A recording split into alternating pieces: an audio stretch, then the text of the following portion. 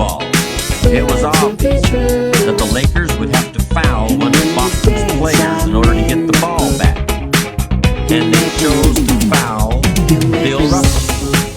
This was a perfectly logical choice, since statistically, Russell was the worst free throw shooter on the court at that moment. If he missed the shot, the Lakers would probably get the ball back, and they'd still have enough time to try to win the game.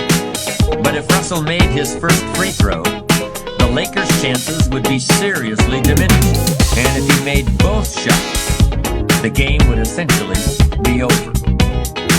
Bill Russell had a very peculiar style of shooting free throws. Today, no self-respecting basketball player anywhere in America would attempt it.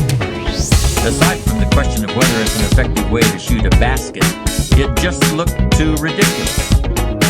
Whenever he had to shoot a free throw, the 6'11" Russell would start off holding the ball in both hands about waist high. Then he'd squat down, and as he straightened up, he'd let go of the ball.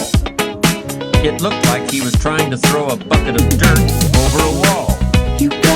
But regardless of how he looked, as soon as Bill Russell was fouled, he knew the Celtics were going to win the game. He was absolutely certain of it.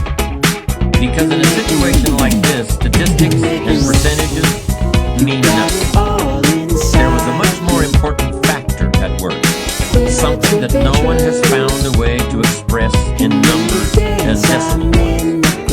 Simply put, Bill Russell was a player who wanted to take responsibility for the success or failure of his team. He wanted the weight on his shoulders in a situation like this.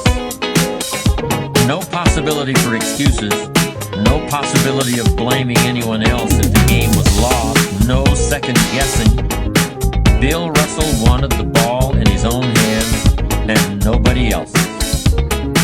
And like magic, even if he'd missed every free throw he'd ever shot in his life before this, he knew he was going to make this one. And that is exactly what happened. That is what virtually always happens when a man or woman accepts responsibility eagerly and with confidence.